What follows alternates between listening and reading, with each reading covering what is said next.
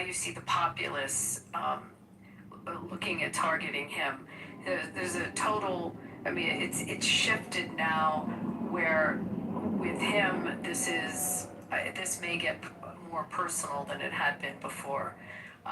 I just think that it's we're going to see a lot more.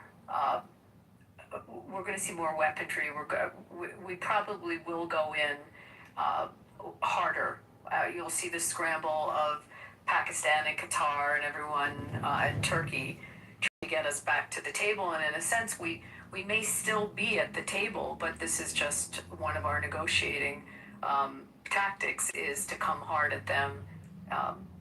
That's kind of what I think is going on. But I definitely see this becoming more personalized from the IRGC public towards him than we saw before. That was it. Thank you, Abby. Well, they try opponents of any country or any organization. It's an excellent tactic to personalize it and make it about one individual. And we know that Donald Trump's a very controversial figure, and we know that in our society, where we are not just permitted but actually encouraged to publicly criticize our leaders, that he's like a lightning rod, and much the same way as Israel's being personified as Bibi Netanyahu, not as Israel, by Israel's detractors. And so it's a tremendous tactic. It's obviously going way beyond political rhetoric when you're trying to assassinate the President of the United States. That's for certain. I would agree that, as I said earlier, a lot of this is tactical. He's wielding both the carrot and the stick. The question is whether these folks in power in Tehran or wherever they're hiding out these days give a damn about that. And there's no political war of attrition there. There's a political war of attrition in the West. So I guess we'll see which way it goes. Thank you, Abby. We'll go to Brian, followed by Anson. Hey, Gary. Iran and the United States was never on the same page. Trump would put out a statement, they would put out an opposite statement, or no, that's not the way it was. I know somebody had yesterday a signed MOU, but from everybody, so you would think that they would stick to the agreement. We did the honorable thing and took the blockade away. We took off the sanctions. We upheld our end of that agreement that we were willing to go to. They never opened that strait. There was some few ships that went through, but they never really allowed that strait to be open. So we kind of stepped in this in the very beginning, and Trump gave it a try, but time for the MOU and the peace talk is over. So we really don't have any choice but to go to war, either until we see a regime change, or at least until that regime agrees that they're going to stick to an actual memo of understanding and stick to the rules. I think they were playing games and stalling as long as they could for whatever reason. Maybe they were rebuilding or getting their stuff into place or whatever. But I think they were stalling and playing games and never intended to do peace. And it shows. Why would they? Why did they bomb that cargo ship? Why would they say that the ships couldn't go through Oman if they were wanting peace? I think, the United States did their part. I mean, Trump immediately took the blockade away. I mean, and I personally think he should have waited on that, but, it's his call. But at least he did do our end of the bargain. They never held up their end of the bargain. As far as I could see, they never really agreed fully to that memo of understanding, and we're not really going to have a choice. And maybe, hopefully Trump can get, at least a majority of the people behind him, and knowing that, look, we tried and it didn't work, so we're gonna have to try something different, and that's where I am with it. Thanks. So, Brian, as I mentioned yesterday, history shows this should be no surprise to anyone. Iran and its proxies, and we use the term proxies, but let's just be clear that these terrorist groups that have been attacking Israel, including on October the 7th, are doing so at the direction of Iran. The command and control is from Iran. The financing of it is from Iran. And you can see every time some kind of a peace or a settlement or a negotiation or however you want to call it is struck between Israel and these terrorist groups, the terrorist groups do not adhere to what they agreed to adhere to. And so it should come as no surprise to anyone that Iran didn't live up to the terms of the Memorandum of Understanding. They couldn't even hold themselves back for the short period of time that was prescribed in the MOU in order to negotiate a real end of the hostilities. They couldn't even wait that short period of time. They just don't have it in them.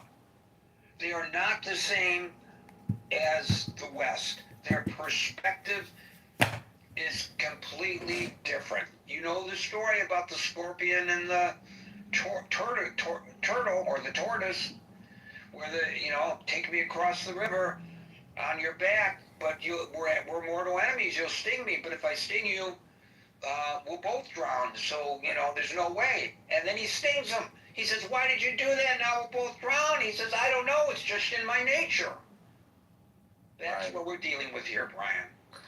Well, one other quick thing I was going to say, too, I read a story this morning that there was also some strikes on Iran that were not claimed by the United States, and I was wondering if you knew what other Gulf states... I do not know who was responsible for that, and as I was told yesterday, if a source told me who was responsible for that, I'm just saying what somebody told me. I don't know what I'm talking about. So maybe I should just keep my mouth shut when I get information.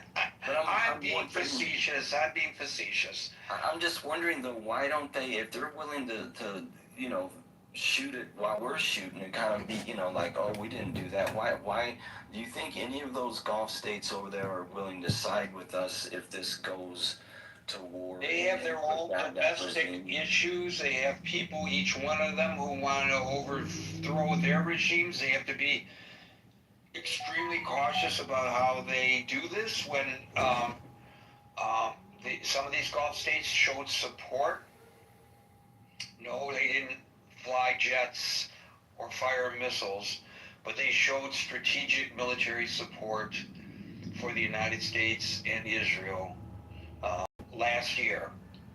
This was not something that was made public because of their internal problems. They have to negotiate these waters as carefully as the ships negotiate the Strait of Hormuz to avoid the minefields. It's not dissimilar at all. So I don't particularly see a pan-Arab rising against Iran. Would I like to see that? Absolutely. I think I don't know how any nation sits back and takes incoming from a neighboring nation without responding.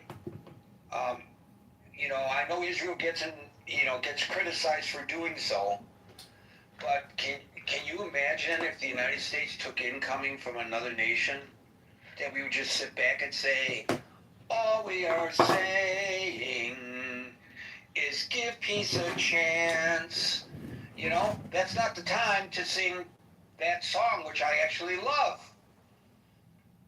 This is a time when you use your military might and you call on your friends to help you. You can't allow for this kind of bullshit. So I'm with you, Brian. I wish they would, but I don't see it in the foreseeable future. And by the way, as you all know, I accept the fact that I can be wrong. And in this case, I hope I am. Anson, followed by, my eyes are bothering me here, and the name is Estefan. Estefan. Anson.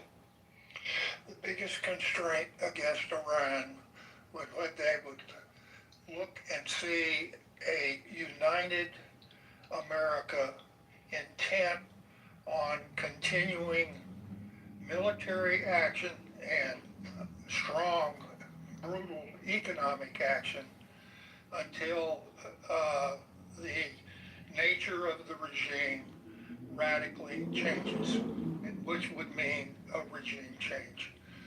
Um, that would be, I mean, why is Iran doing what it's doing?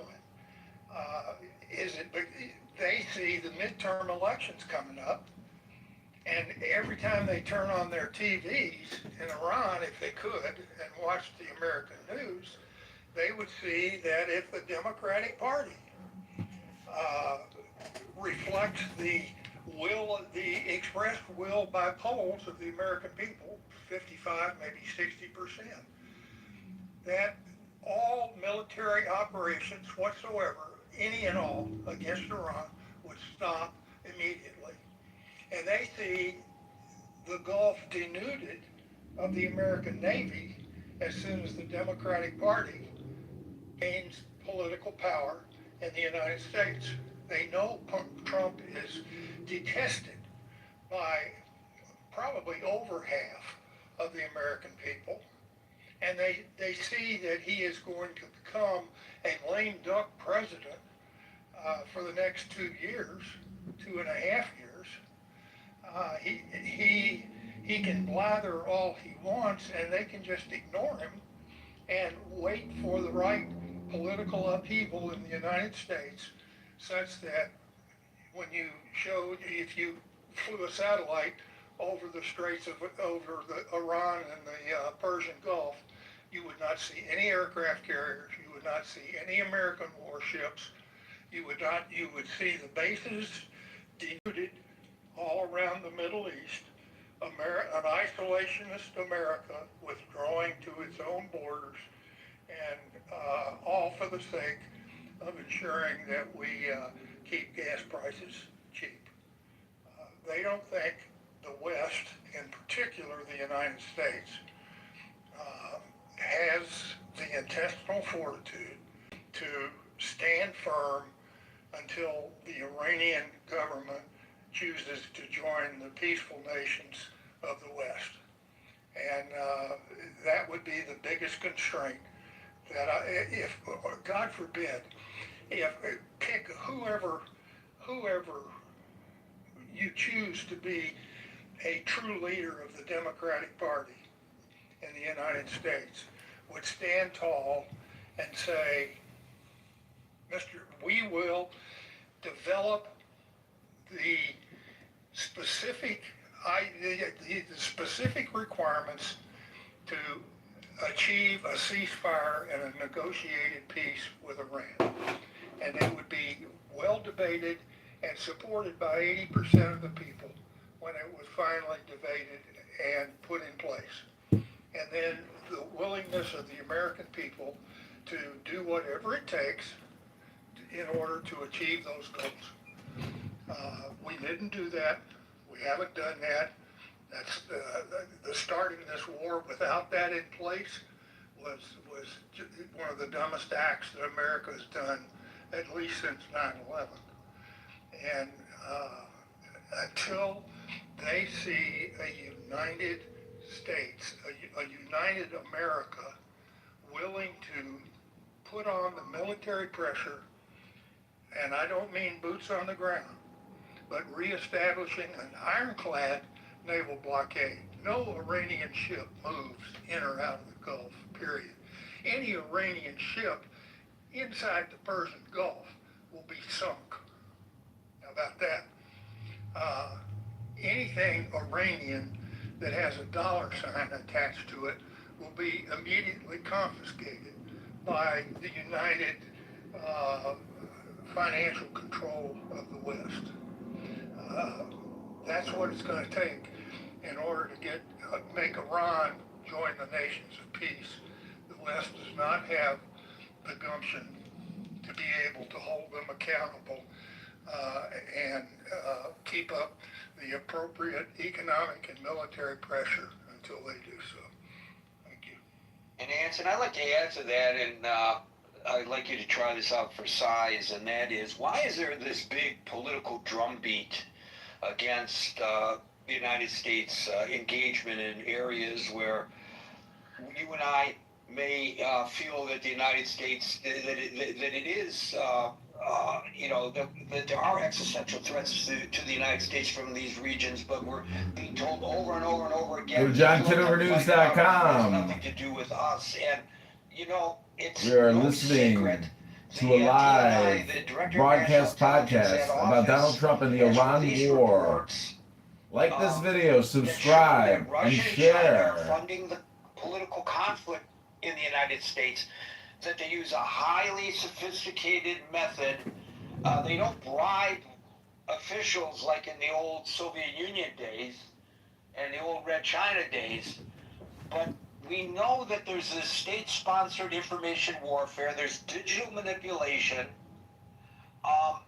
There are organizations that are funded. If you follow the money, there are organizations that are funded that are out there screaming and hollering about the policy of the United States, and as American citizens, they surely have the right to do so, but they are, let's not lose sight of the fact that they are funded by Russia and China, and when we know that they are funded by Russia and China, then we can assess perhaps their motivation, or maybe not the motivations of the individuals, but we can assess Russia and China's motivation for infiltrating or funding or establishing such organizations here in the United States. So what we see may not be organic in nature in terms of the populist view towards these situations. I think that the Great Divide, which you're talking about, I believe the Great Divide is 99% a great divide of the American people, American citizens, red-blooded Americans, if you will. Some of it, sure, on the fringes, is going to be developed by people that want the seat, that want to weaken the United States and make it lose its superpower status, et cetera, which that's the motivation of Russia and China, and that's the motivation of Iran. Death to America, they say it out loud all the time.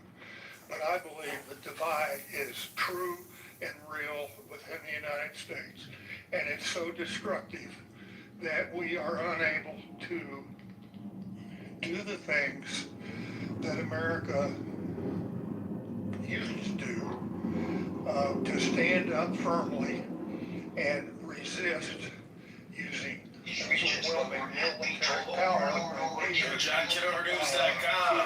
achieve the reasonable You're listening goals to a live broadcast podcast about Donald Trump and the Iran war. Like this video, subscribe, and share. Their Congress would stand up and unite the country through Congress rather than a lame-duck orange-haired man that increasingly is losing the respect of the vast majority of Americans.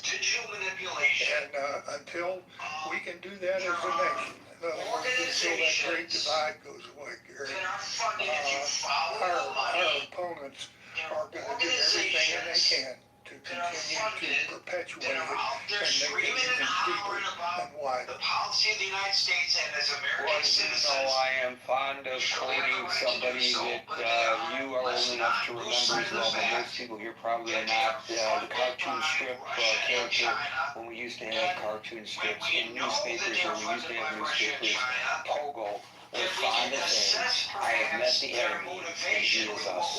And that's exactly what you're saying. We can assess Russia and China's motivation for infiltrating being influenced by or Russia funding and or China, establishing such organizations here in the United States. So what we see Scott, for example. Scott and I have may not be organic in nature in terms of Scott, and I don't think he believes that some right-wing nuts somewhere around the world are influencing me. We're going to have our great divide. Now, I'm not trying to pick on Scott, but Scott and I have we don't even have a great divide. There's just a difference of opinion that Scott and I have, where most of the time Marshall and I would tend to agree with each other. But that's the natural ebb and flow of politics in the United States without any foreign or other untoward influence. Thank you, Anson. We'll go now We're to listening to a live broadcast of the news regarding the Iran war with Donald Trump. Go to ChicagoNewsIncorporated.com. I'm talking to you from Tehran. I'm so happy there are people like you, and especially Alan, who understand we people who took hostage by this Islamic fundamentalist government who killed us months ago, and during this war they had some people on the street with gun. They threatened us to avoid from a revolution.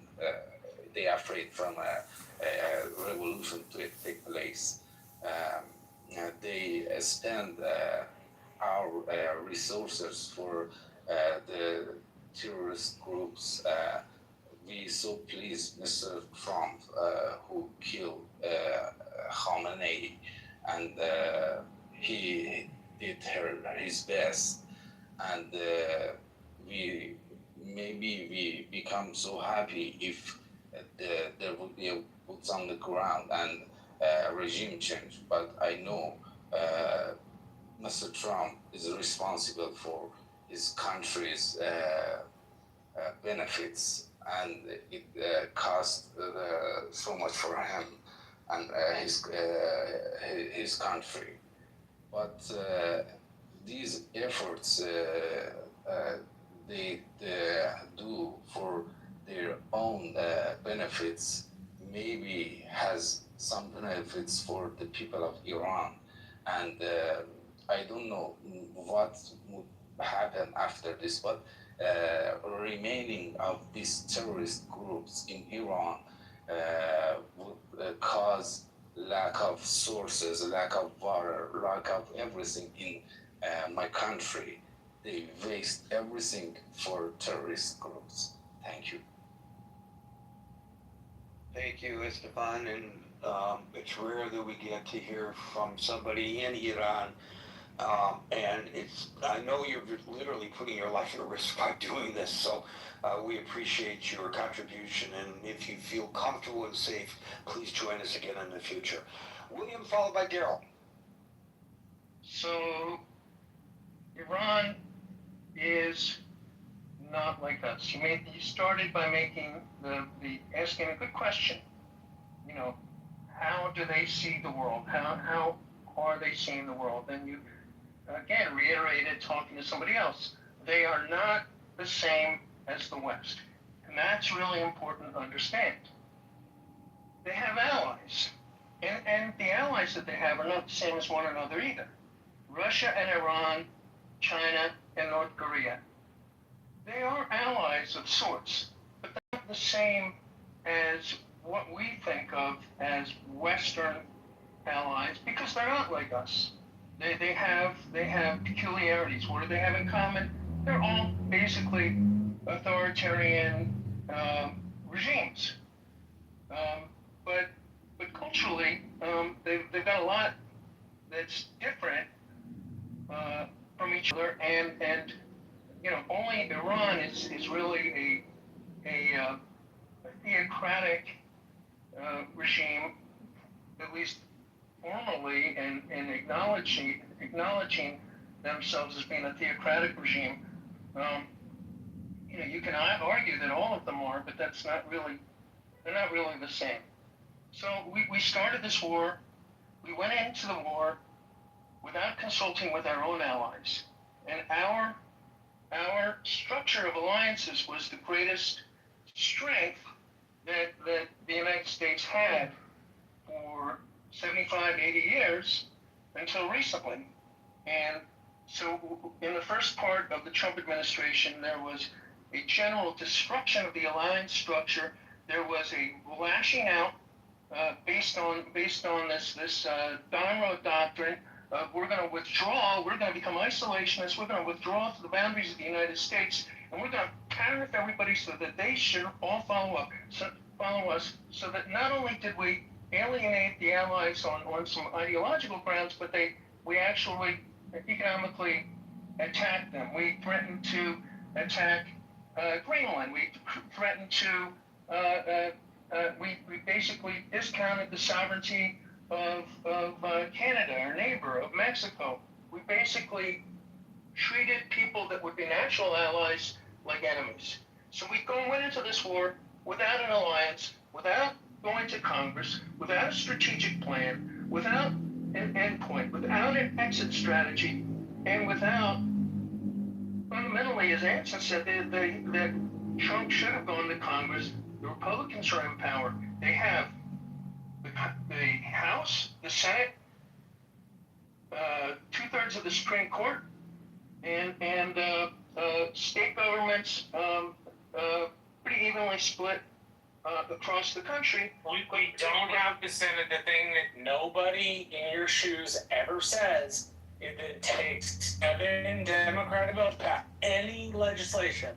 You have to have 7 filibuster, and on film is not destroying the filibuster anytime.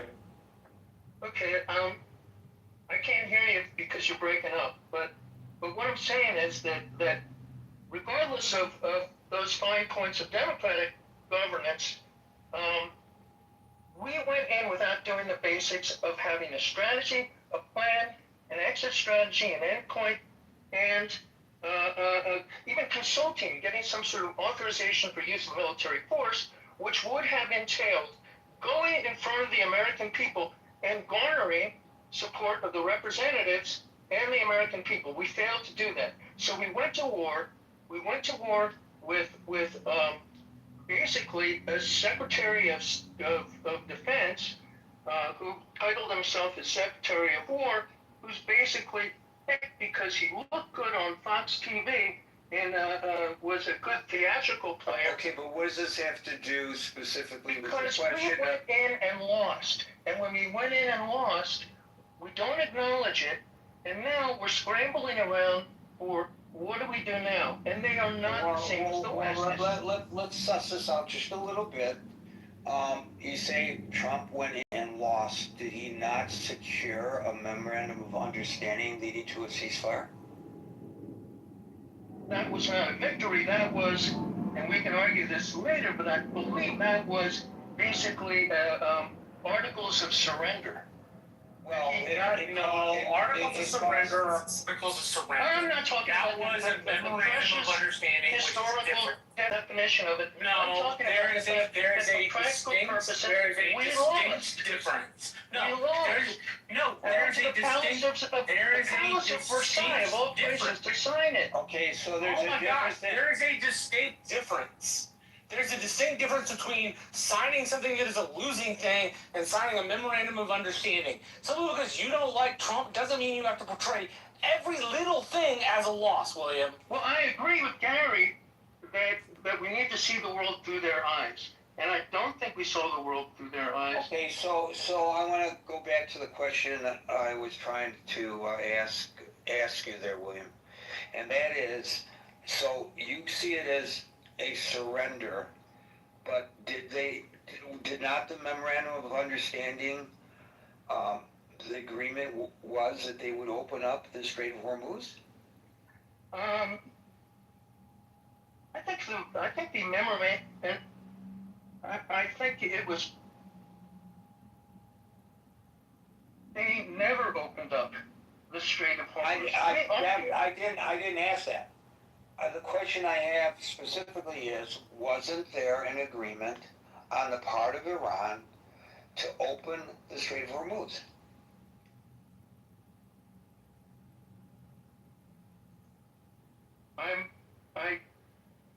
Maybe about it. There are 14 points and they're pretty unambiguous. If you read the memorandum of understanding, they agreed to open up the Strait of Hormuz. They agreed to not impede the flow of, the transit of commercial shipping in the Strait of Hormuz. I'm not arguing whether they affected the agreement. I'm saying the agreement was reached. So if you take it on its face value, setting aside your agreement that we need to do a better job of understanding their mindset, and I think we're both in agreement it was almost predictable that things would work the way they are working right now. Wouldn't that have been something that the president achieved? He was able to, because that's his main goal right now because of the domestic pressures, I believe, with regard to the price of gasoline at the pump. So wouldn't that be considered a victory if in fact the Iranians had upheld their end of the deal? Well, I agree with you that they're not like us, and they were never going to uphold their end of the deal, and that they don't think like us. Right, but I said setting that aside, isn't that a victory? I don't think it was a victory because I don't think that. I think So that what? we So achieved a false victory. You're an attorney. I presume you've negotiated contracts, real estate contracts, employment contracts, right? Yeah, sure. Okay, so then when you negotiate a contract on behalf of your client, you give something up and you gain something in return, and sometimes it's not an actual quid pro quo. Sometimes one party benefits better than the other party, but is that a surrender? So I've had negotiated contracts, and people will enter into contracts, and I've also been in cases where people breach contracts, as is the basically the thesis that you have now, and I agree they breached the contract, but I believe the underlying problem is that we never really had an agreement, and that the victory claimed was a false victory because although we did have an the agreement, points they agreed signed to, the agreement. but yes, and they're dirty contract breakers, and they didn't keep their word. And Then that didn't live up means to the they're agreement, fault, and not There us. wasn't an agreement, William. yes, but people breach. Trump breaches agreements all the time. But that's Okay, not we're what. not talking about Trump. Yeah, We're well, talking we were about talking them. about Trump before because you said. I Talking just about want to say them. that They when breached they're the the only, agreement, when you not want to see the us. world through their eyes, they're not the only ones who come to the table who are dishonest or disingenuous. And that They hasn't breached the happened in agreement, yes. any of the Did contracts. we ever actually have a meeting of the minds? A contract that would be enforceable? Wait a minute. Is there an enforcement Have you mechanism? never had a No. meeting of them? They didn't have a meeting of the minds. The whole memorandum of understanding was BS. I don't believe it was a genuine agreement that they agreed to. I think they breached it. So by your reasoning, any divorce decree is BS because No. a divorce decree only is as good as the willingness of the parties to abide by it. Well, no. A divorce decree is between the people who are married, so that's a little bit different. But but there are it's conditions. sort of like having a contract. There are conditions of divorce decrees, and you and I both know, and you don't have to be an attorney to know this, because Take it out of divorce and just stick to the real estate. Do people break real estate contracts? Sure, people break real estate contracts. Okay, was So there was no agreement. There was no agreement there. I think the memorandum of understanding to use your analogy, if I renege on my agreement to pay my mortgage payment, then you got to go to court. Right, and in this case, the court was the president dropping bombs on 90 sites 2 nights in a row. That doesn't mean that there was a surrender.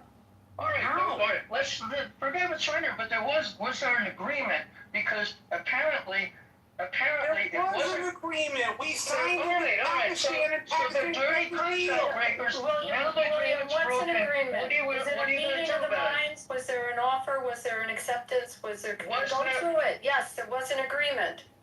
Yeah, okay, you're right, Abby, there's an agreement, but one side was insincere about the agreement. Well, okay, we know that. And they didn't. You're saying there was. Whoa. And now we all agree that they broke the agreement. There was an anticipatory repudiation, William? We all agree that they've broken the agreement. William, hold on. Abby asked you a question. William, are you saying there was an anticipatory repudiation in this agreement? No, I'm saying that the agreement at its inception was just a dodge to cut. William, was that you? Cause I didn't mute you. I didn't. Trump was not sincere about achieving victory in the first place in the way he said not this. the point. And let me finish the sentence. No. He That is not the point. He had That an is agreement not the point, to cut William. and run. Was there an anticipatory renege on the agreement or not? Because you're blaming Trump for something that the Iranians did themselves. I don't understand why. It's not that difficult to figure out. I don't have to be a lawyer to figure out they broke the damn agreement. Because they don't think enough about us and the agreement. So that we actually didn't go into the agreement. It wasn't. You never get into it, William, but we did, so it's You can there. work reasonably, you can work backwards.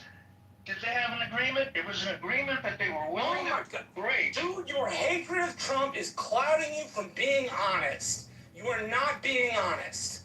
You're being dishonest. Yes, they have an agreement. They have an agreement that both sides were not going to follow. Okay, we're going to move on because you're obfuscating the issue that we're discussing. But I just want to point out. Let me give you a real life example of a person who took a position at a relatively small company, legal documents. and he was testimony. he was pledged to him in writing by the president of the company who hired him, the president of the company, that upon severance he would receive certain stock options to the company.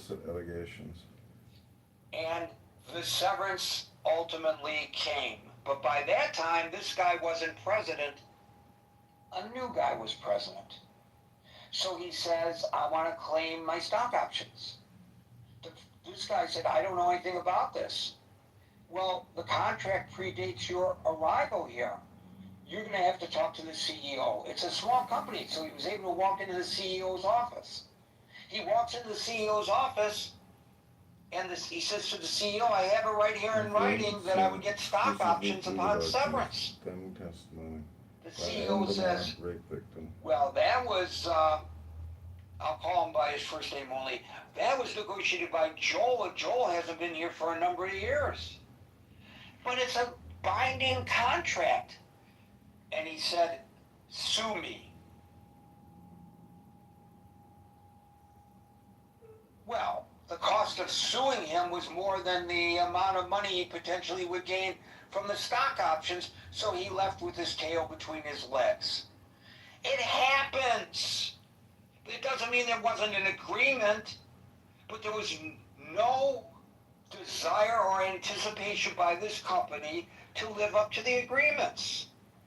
No matter what the law says, no matter what recourse the law says that you have. At least in this case, there is some compensation. It may not be a compensation that we want to stomach or that we support, but you saw it. There was, unlike my friend who never got his compensation, the United States got some compensation because they bombed the hell out of some military assets in Iran. And by the way, there is some reporting today that the Iranians recognize that they fucked up when they attacked those ships. They would never say it publicly, but you can read the reporting, and you can agree that reporting is accurate, or you may agree that it's inaccurate, because I guess reporters, I was told yesterday, shouldn't be believed if they don't reveal their sources, and that's fine, by the way. It's up to you on whether you accept the veracity or not, right? Daryl followed by David. Yeah, so, off top, I would like to briefly, if I can, some latitude, I would like to kind of defend William. I've actually signed 7 MOUs in my career, and what I've come to learn is that generally MOUs are not necessarily legally binding, right? The MOU is, you know, me and you, Gary, we're going to come to an understanding, and if you do this and I do that and you do this, we will at some point enter into a longer form agreement that has like more teeth to it. Yeah, in a but sense. wait a minute a second, Daryl. Yeah. What memo, what agreement between two nations is really legally binding? Huh? How many? Well, treaties are usually legally binding. How many countries, our country as well, have been accused of violating international law? Okay, who's going to enforce that international law? Who enforces it? It's only based on whether the parties involved are willing to live up to the obligations that they announced at the time that they signed the memo of understanding. Well, yeah, it's good faith, right? But- It's but- the but idea of good That's faith. all it is. Daryl, MOUs can be binding. There's certain elements that can make an MOU legally enforceable. And, Yeah, but that's why I said, Abby, I said and generally. there's certain clauses Generally, in it. not legally Yeah, no, binding. but Yes. there are certain clauses in MOUs that are absolutely binding. You know, where you have confidentiality clauses and such, they are binding. And if you have a clear intention of the parties, and it essentially covers contractual elements, you can have it legally enforceable. So I just want to tell you, it's not a truthful statement to say that they are not enforceable. See, but that's and not what I binding. said. I said they are generally, I use very specific words. I said they are generally not legally binding. I didn't say they are never legally binding. I didn't say in all They can be cases. legally enforceable. Okay, well, generally. It varies is the from kind of state like- to state as well. Generally is like the operative word that I'm going with, right? I'm only talking about what William was saying. And- Is a figure that I write down on at a napkin in a restaurant? I don't know why we're arguing about this. I really don't. I Well, don't you brought it understand up. this. Well, yeah, because what William was saying was technically not wrong, not fundamentally, but technically what William was saying was not necessarily wrong. That was the only point I was trying to make. What part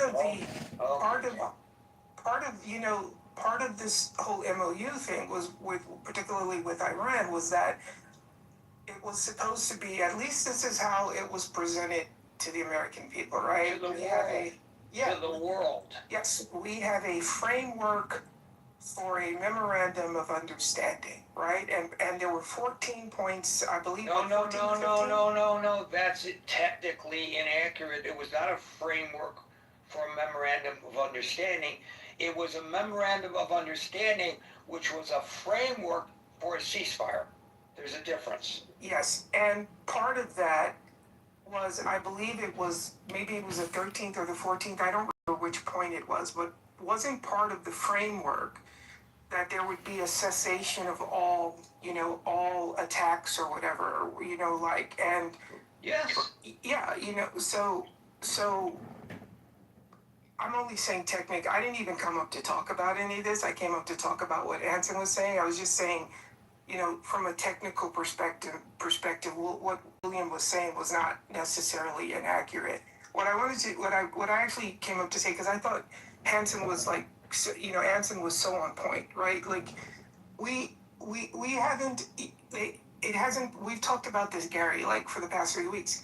This was never sold the right way, right? It was never sold in a way that the average person walking down the street understood what was at stake and what the purpose was, right? It was shifting. First it was this, it's not a war, it's a skirmish, it's not a skirmish, it's a war. It's a this, it's not a that, it's not a I don't know. It's like if you were selling stock and someone was asking you, Gary, about this stock, and you can't get a clear message to this potential buyer as to what this investment is. I guess my question would be to you, what would you do as the buyer in this particular sense? Is it just, okay, I'm just going to go with Gary because, even though Gary's not really explaining this to me the right way, but he's asking me for my money, I'm just going to give Gary my money and just let it be an act of faith, right? We can't deny that the messaging on this has been an absolute clusterfuck from the very beginning. And again, I've said this before. This country absolutely has a collective memory of us being told that Saddam Hussein had weapons of mass destruction and that he was going to imminently use these things. And that's why I say history is undefeated. Time is the world's greatest detective. Okay, but wait a minute. Why do you make that analogy when in fact it's absolutely acknowledged that they have nuclear weapons program? It's absolutely acknowledged that last year 3 of their facilities were obliterated by U.S. attacks with the assistance of Israel. So why would you even use that analogy that we have this collective memory of us being lied to about Saddam Hussein, so therefore we're being lied to, or the public believes it. The public doesn't believe we were being lied to. Everybody knows that there were nuclear facilities there that were attacked by the United States. There's no denying. You're missing the point. My point was not necessarily whether they had them or not had them. My point is confusion causes doubt. And when the message is not clear, then people can do nothing but rely on memory. I didn't say whether they had them. That's not true. That is based, nonsense. Okay, based on what? That is absolute nonsense. People have the ability to compartmentalize things, and I really have problems with people who come to the stage and denigrate the ability of the American people to be able to comprehend what's going on. They may not be attuned to it, and the general public certainly is not as engrossed in it as we are here in the critical thinking forum, but people are not going to sit around and saying, we can't believe them about this because they lied about that. They're able to recognize that in fact there's a nuclear threat coming from Iran. Do you deny that statement? I disagree with you about what people think because I don't tend to speak for everyone. I do know that in my crowd. You just did, absolutely, because you talked about the collective memory of the American people. So when you talk about collective American people, you're talking about everyone. So you open the door. I would disagree with that. Well, you know what? If I were the judge, I would say, Counselor, you open the door to that line of questioning. You were the one who interjected it. Now you want to pull back from it. No, I disagree with your interpretation of collective memory. I don't think we're disagreeing. I'm kind of lost here because the only thing I'm saying is I came up to agree with Anson that this was not sold correctly and that people have a right to say, hey, am I being told the truth? And it kind of feels like what the opposite opinion is like, well, no, people should just agree to agree or just step aside.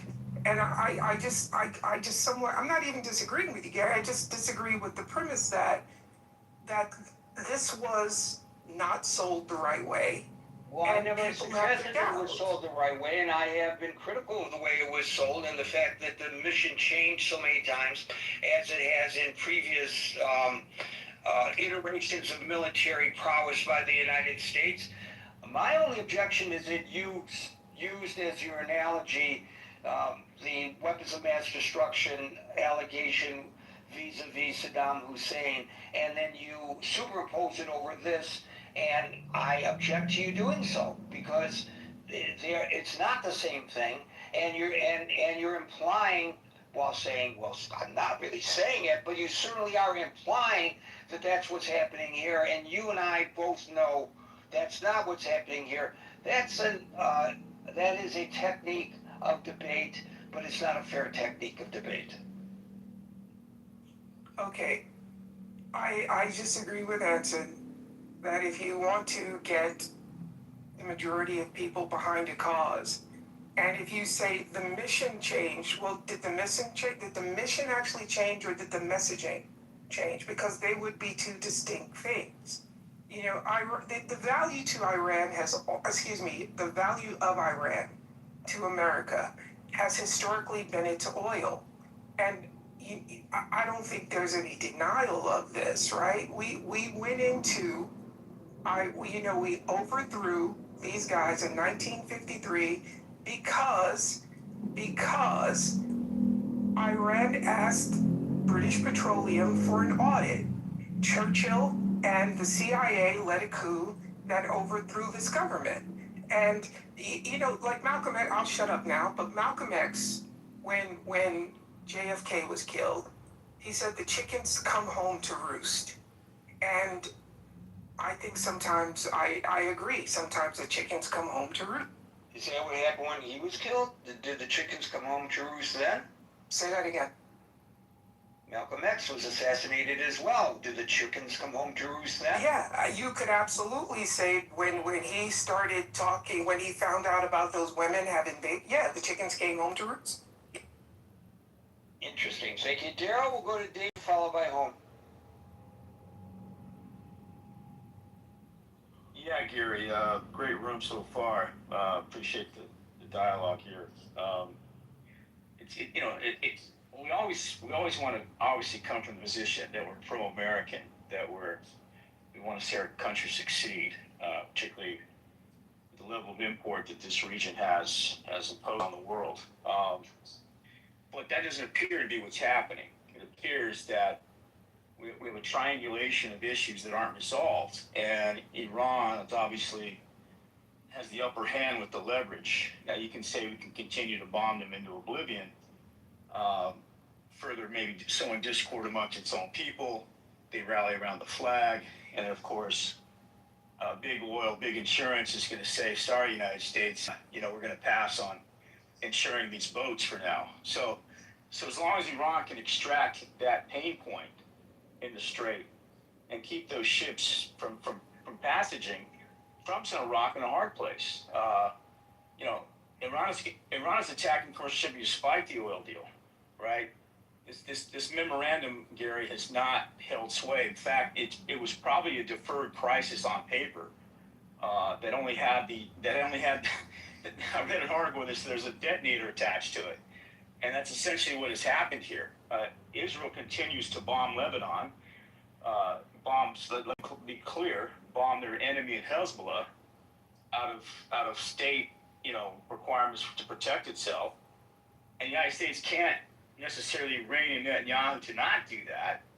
And so Iran's saying, well, you know, the gloves are coming off. And now Trump is looking at facing defeat on two fronts. The crisis in the Gulf and now the midterms if gas prices continue to surge. And we saw what oil has done this week so far with regard to this incursion.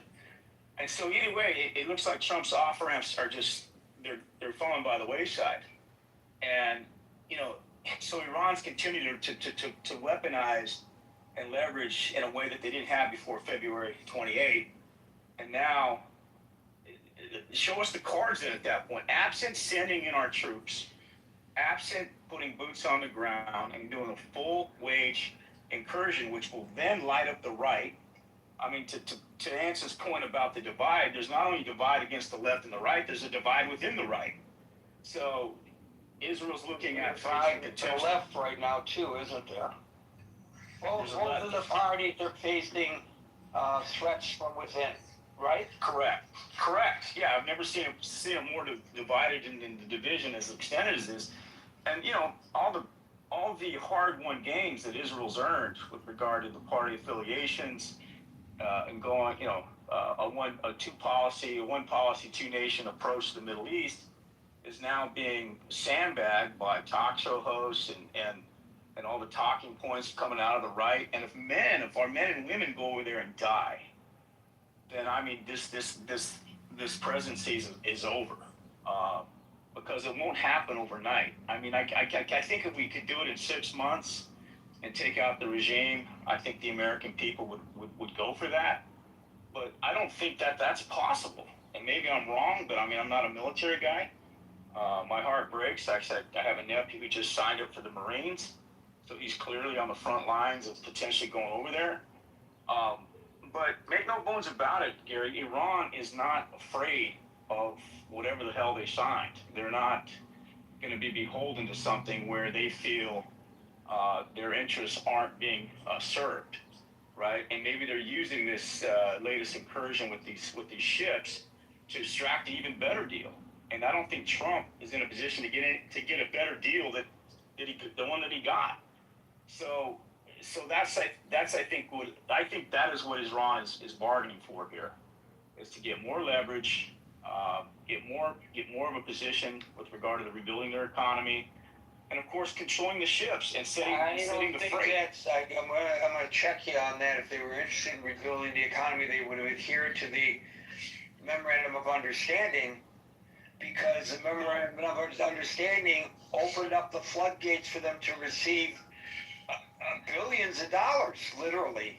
And so if it was about the economy, they would have said, okay, we'll go along with this. But it's not about the economy. My question is, who threw the first punch? Did Iran throw the first punch? Yes, the Iranians threw the first punch in this Memorandum of Understanding. They broke it. They attacked 2 oil ships in contravention of the Memorandum of Understanding. They were not supposed to do it in the first place, and they did it anyway. Stop and think about it. If you look at it logically, which of course we cannot when it comes to Iran, look at it logically.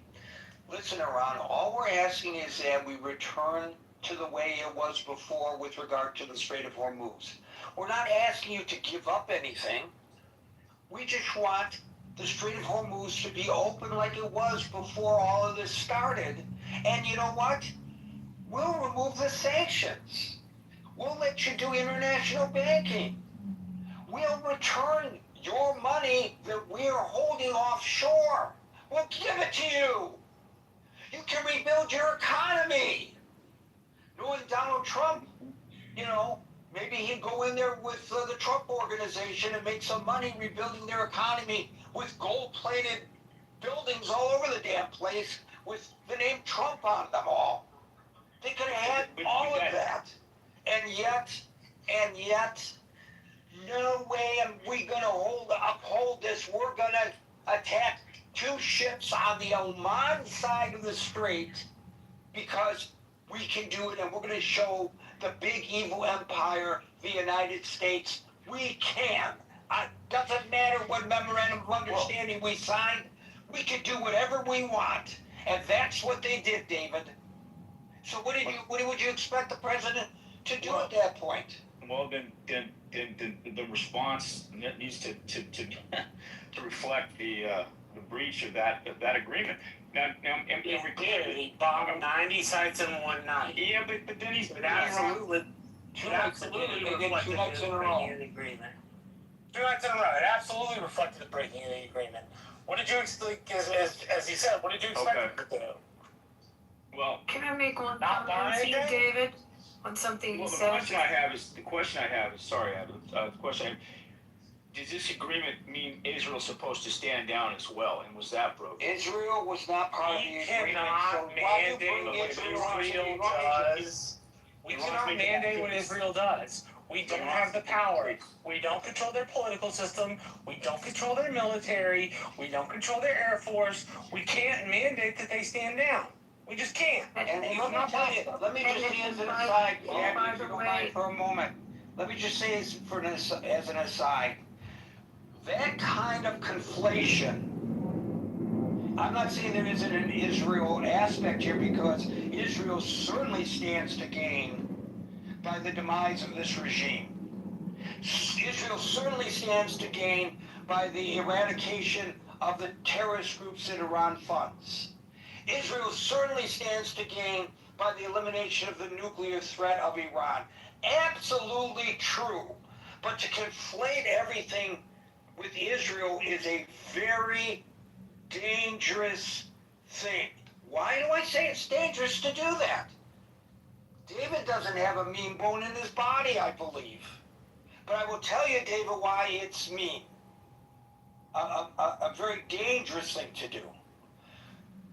Yesterday, a guy from Delaware County, Pennsylvania, was arrested by the Pennsylvania State Police for walking into a state legislator's office for help with resolving a back tax issue he had, and suggesting to the people there that he was going to go and set the governor's mansion on fire again, because the first time it was set on fire by an anti-Semite who set it on fire because Shapiro somehow is responsible for the actions of a nation 5,700 miles away.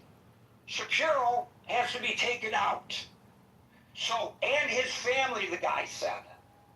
So he's going to go back there and set that mansion on fire again and finish the job the first one did, get rid of Josh Shapiro and his family, as if the governor of Pennsylvania, because he's a Jew, has anything to do with the policies of Israel, whether you agree with those policies or disagree. I'm going to call bullshit from now on anytime somebody says he's doing what Benjamin Netanyahu told him to do. Nobody tells Donald Trump what to do. Some people say that's really a great part of his personality. Some people say he's an egomaniac and he should park it and listen to his advisors when they tell him what he should or shouldn't do. But I think we can all agree, whether we adore the man or whether we hate the man, nobody tells him what to do, much less Bibi Netanyahu. And so let's not conflate something that doesn't really exist here. Yes, we have mutual interests vis-a-vis Iran, and it's an absolute imminent threat to Israel, Iran, not so much to the United States, but we're not completely identified from it.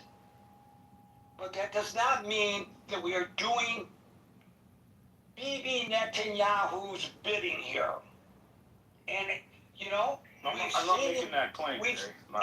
No, but I'm trying to explain to you, by conflating the two in the manner in which you did, you're putting Jews here in the United States in danger.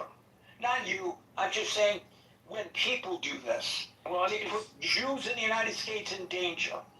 We have, Because every one of these attacks on the Jews, the claim is they're attacking the Jews because of what's going on. What about the babies in Gaza? What does a Jewish person walking out of a synagogue in Brooklyn have to do with the babies in Gaza? Do I know whether he supports the Israeli policy or not? I don't know, and it's none of my business. And even if he does support it, what does he? Do they take a referendum of the Jewish populace in the United States before deciding what they're going to do over there? Does anybody really logically believe that? So I'm calling bullshit on the analogy and merging the two issues. There's an overlap, yes. Yes, there's an overlap of interests.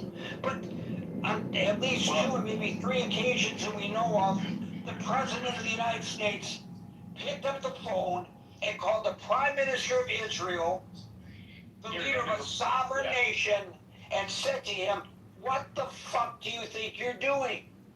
That's an exact quote from the President of the United States to the Prime Minister of Israel. So to suggest that that Prime Minister is telling the President of the United States what to do is absolutely absurd. no, but I never made that argument, by the way. No, I know you didn't say that explicitly. But the optics of a Prime Minister of Netanyahu making many visits to the United States to meet with Trump and all that, it provides, unfortunately, these ignorant talking points. Oh, okay. Let me call him up right now. Hey, BB, if the optics of this are bad, BB, don't come and talk to the President of the United States, BB. That's not what I'm saying. Can I say something to David for a second? David, you also made a comment about talk show hosts, that Israel has to worry about what U.S. talk show hosts say. I need to quote Golda Meir, one of my favorite quotes, and she said, "If we have a choice between being dead and pitied and being alive with a bad image, we'd rather be alive and have the bad image." So much for the talk show hosts. It's a sovereign nation trying to stay alive and not be annihilated by the threats coming out of Iran. Right. Right, and to my point, these talk show hosts, I'm not so much concerned about what they do in terms of impressions of Israel. Israel's going to do what Israel needs to do. A pox on them for ginning up hatred against Jews in the United States. Absolutely. That's my concern about the talk show hosts. Now, you're going to blame that on Bibi? Because if Bibi wasn't attacking in Gaza and in Lebanon, these talk show hosts wouldn't have the fodder to turn the populace against the American Jews? Come on. That's the line of reasoning that's out there. And it's got to be challenged every time that it is made, in my opinion. And that's why I've devoted almost 100% of my writings, if you've noticed on my social media, to this issue, protecting the Jews. Because they're under unbelievable duress in the United States of America and around the world in the diaspora. Yeah, absolutely, Gary. I don't fault you at all for your campaign. I think it's very timely and necessary, and more journalists need to take to the airwaves and the internet to do that. No, absolutely, and it's an unfortunate the threat against the president, the threat against the governor of a state. Yeah, for sure, 100%, Gary. I bet you 9 out of 10 people. Not just that, Gary. A potential presidential campaigner for the United States. Did you know about this threat before I mentioned it? The second one? No. Yeah, no. Why? Why is it not getting coverage? When Gretchen Whitmer, when they busted those guys for plotting the kidnapping and killing of Gretchen Whitmer, it became national news, and rightly so. How come this hasn't become national news? Right. Absolutely. Come on. Let's call it for what it really is. And I'm not blaming you for the problems of the Jewish people at all, David. Thank you. I appreciate it. No, I know you're not. I appreciate that. I know you're not. Okay. All right. Well, those are my points. Thank you for letting me speak. and hopefully the others can have time to say what they need to say. Thank you, David. Let's go to Homer, followed by Philip.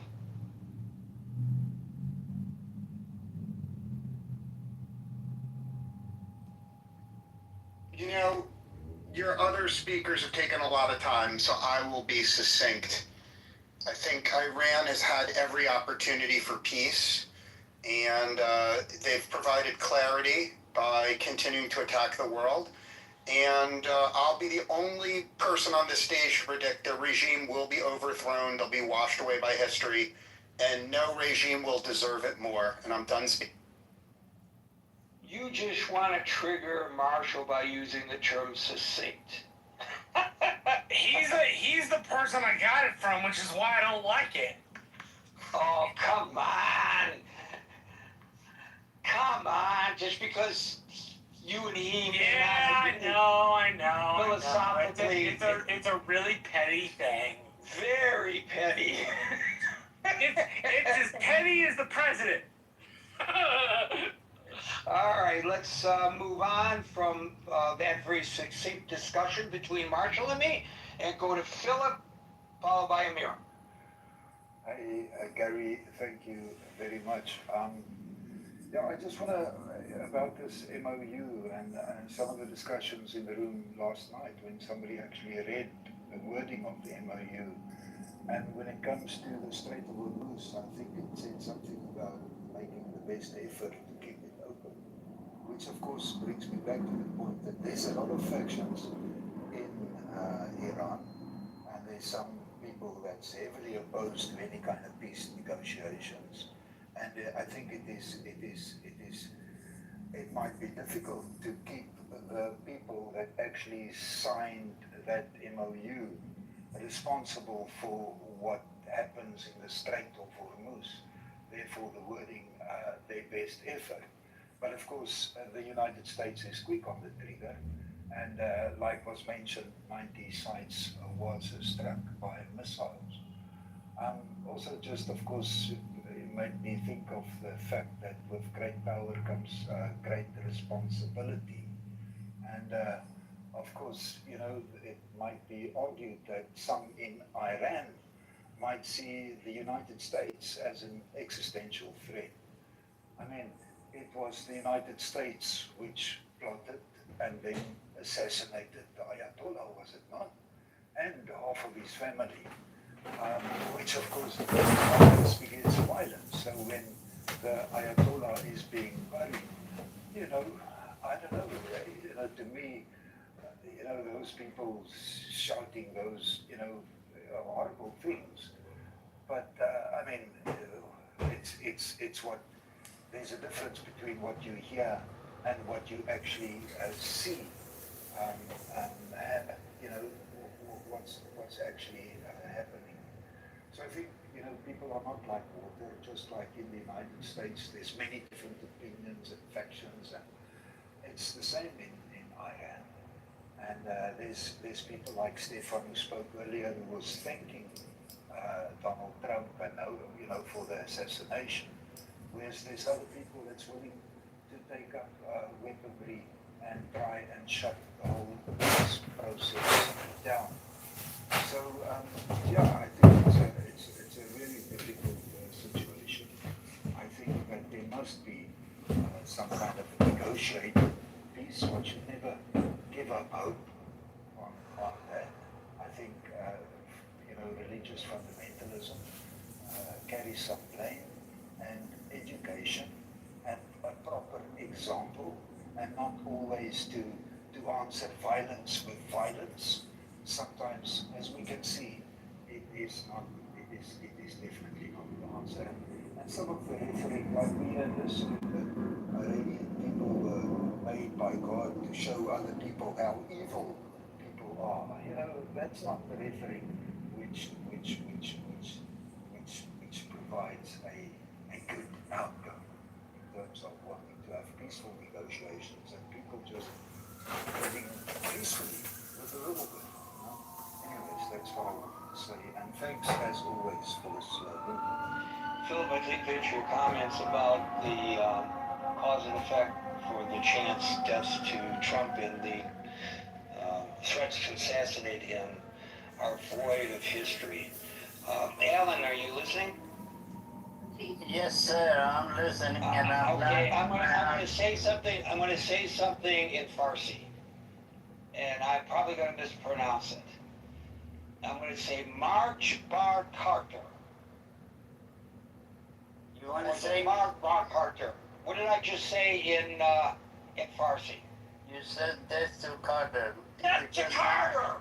Mark Bar Carter. This Death to Carter! I hope the rest of the world. Were they not shouting death to Carter outside the U.S. Embassy during the Iranian? They were doing it in Arlington, Texas, in the UTA. What are you talking about? Thank you very much, Alan. Thank you very much. But I hope, let me make one wish. I hope 99.9% of the world, they think like Philip. Because he thinks we are dealing with a bunch of angels. He was pissed off because I said 99% of these people, they don't care about human lives whatsoever. If they did, they wouldn't burn 7,000 of them people in the bazaar of city of Rasht, which is on the border of Caspian Sea, Philip. I hope you heard me. And you want to sit down and talk to these people, negotiation. Yes, peace talk. You sit down, talk to the peace. It shoot the son front of the father, and they make the father 75 million toman pay to get the body for the bag, and the bullet hit his son and it killed him. You want to sit down on the table and negotiate with these people. Thanks to you. I hope the rest of the world think like you. We will be living in the heaven. Back to you. And remember, as Alan sometimes mentions, he hasn't mentioned it today, their governmental philosophy, which is a theocratic philosophy, is to spread this around the world, starting with Europe. That's not an opinion, that's a fact. Amir. Well, I just want to say that if I would want to share the atrocities that can occur, I mean, it would be shocking to all of you, but I don't, because I want to have hope for a world where we can live in some kind of negotiated peace. So I'll go out with, all we are saying is give peace a chance. And as I said when I first sang it, that's one of my favorite songs. But you and I, Philip, can negotiate a peace. If we're having an argument, you and I can negotiate a peace. Why? You and I are reasonable people, and we will say, well, it's to the benefit of both of us to resolve this. This regime does not think the way Philip and Gary do. Amir. Guys, hi Alan, I just wanted to just basically confirm what you just said about charging for bodies. This has not changed one iota from 47 years ago, when they actually shot people and then they charged for the bullet. So this regime is very, very consistent in what Alan has just said. I just wanted to confirm that. My next point is regarding what you said, Gary, regarding the issue that the Jewish people are facing in America. And I don't know if you remember when Ahmadinejad was in power, he actually set up a conference in Tehran, and there were quite a big number of Jewish people that some I remember that were from New York, and they came and attended to the conference, and they were actually against Israel. What Israel was doing at the time in the West Bank by demolishing houses and what have you. So I don't really understand how people can decide which Jew is it is it the one that's against Israel or is it the one that's pro-Israel when they attack them in the US or when they sort of talk against them being anti-Semite? So that's quite a question for. What I really wanted to say is what Darrell, I think, talked about, and he talks about the value of Iran to the United States being loyal. I'd like to make a point, and this is quite an important point, which is often misunderstood.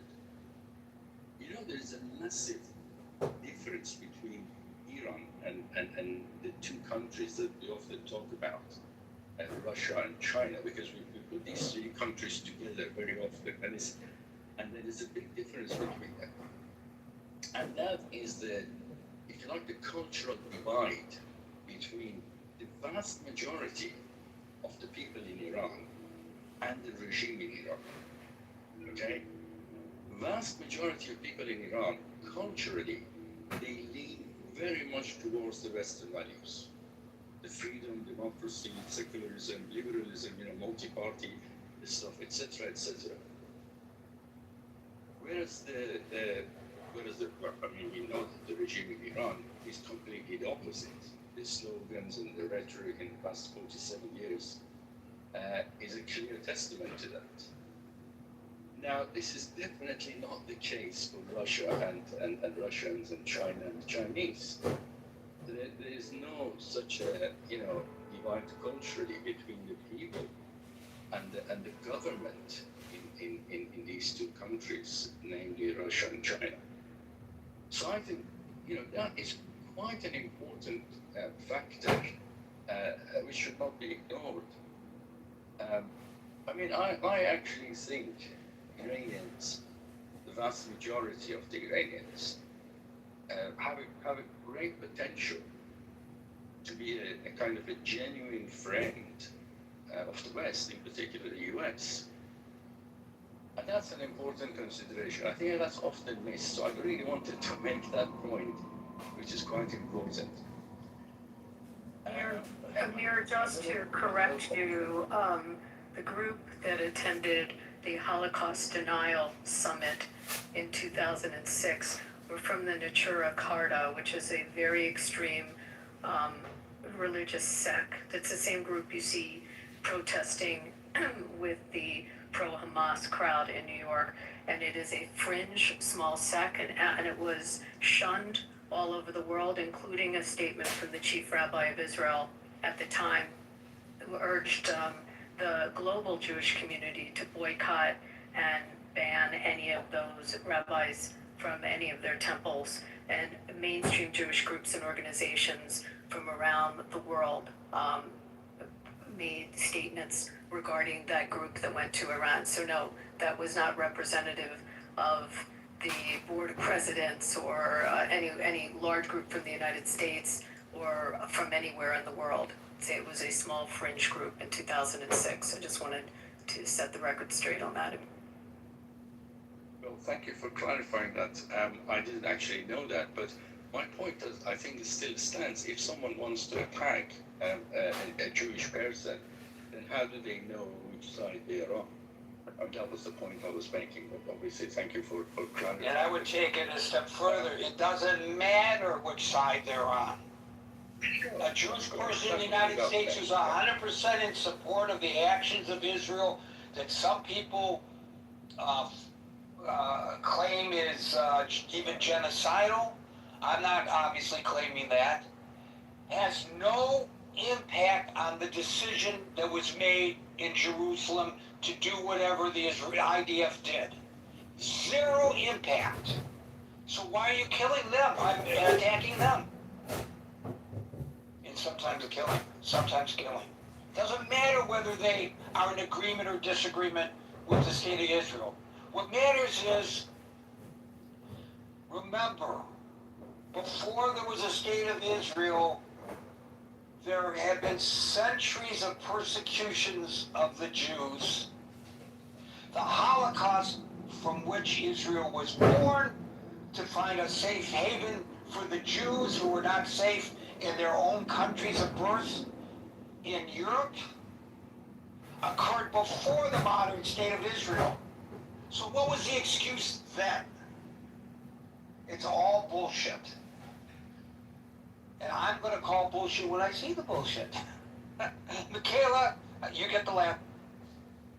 I was just going to ask Amir, you know, I just came in late, so I did, but he was saying how the people of Iran, you know, have so much to offer, and I agree. How were they overtaken by, how was the regime, you know, how did the regime take over these people?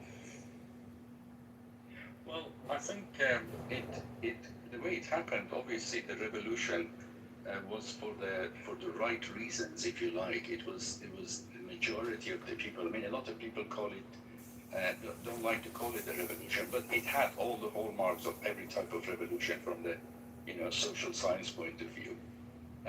Now, what happened was then all the different groups from the right to the left to the nationalists, they all revolted against what they thought as a despotic regime of the Shah at the time. Now, but then gradually the people who had the most sophisticated organization within the religious circles managed to basically get rid of all the other groups gradually. And once they got that to that point, then they started enforcing their power through the bullet, basically. And they managed to kill thousands of people at the time to get rid of any kind of dissent against their despotic rule. And that has developed over the past 47 years to the point that now they can kill tens of thousands of people. They can machine gun them and still get away with it. I mean, it's amazing that the world community doesn't call it a genocide when something like that happens. And yet in Gaza, for example, they can call it a genocide. So I mean, it just mind boggles basically. Amir, do you have any hope for Reza Pahlavi to have some influence or to help his people? Or do you have any hope for that? It certainly has a quite a lot of following in Iran. I mean, I'm personally a Republican, but I'm more than happy for Reza Pahlavi to lead the opposition in terms of what he's offered. In fact, to be honest with you, when he talks, he almost comes across as a Republican himself, because he doesn't necessarily believe in royalty. I mean, in a royal household. Yeah. Yeah, that's my answer. Yeah. Okay. Thank you. Yeah. He seems to have, people have backed off. Like they've given up on him, or they've given up on the people. It's. There was a lot of hope at first for another uprising. Yeah, I think the problem with that is that it's a classic problem of too many chiefs and not enough Indians. There are a lot of groups which are, I mean, in terms of the Republicans within the Iranian diaspora, there are about 20 or 30, and each one of them have got their own little sort of groups. And the sort of solidarity that was expected to be created around Reza Pahlavi, unfortunately, didn't happen. Because he's sorry. Yeah, I thought that there would be infighting within Iran, but there was infighting in the diaspora. Well, that's what happened. That's exactly what happened, yes. Yeah. That's too bad. Very bad. So Pahlavi, by the way, has said publicly that what he aspires is to lead a temporary interim government, and then let the people of Iran decide what form of government they want. And then once they decide what form of government they want, he wants them to have free and open elections, and then he would step down. He has no desire, as Amir says, at least publicly, of maintaining some royal ascension as had been the case before. Right, Amir? The problem, Gary, was that Donald Trump decided that he would choose someone from inside Iran to have a deal with. I think, and he basically dropped Reza Pahlavi, and that was a mistake.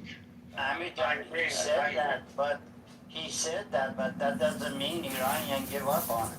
See, the reason, Gary, he said that, it is because the propaganda machine outside Iran, they are financially well up to above them head. They don't hesitate to spend millions of dollars just for being these to do this. They use this thing outside of Iran. They says, look at the Afghanistan, look at the Iraq. If America attack us, the Taliban, they're gonna destroy you. This is the scare tactic they use, this regime use in Iran. The same thing is outside. So Reza Pahlavi is a lot smarter than this.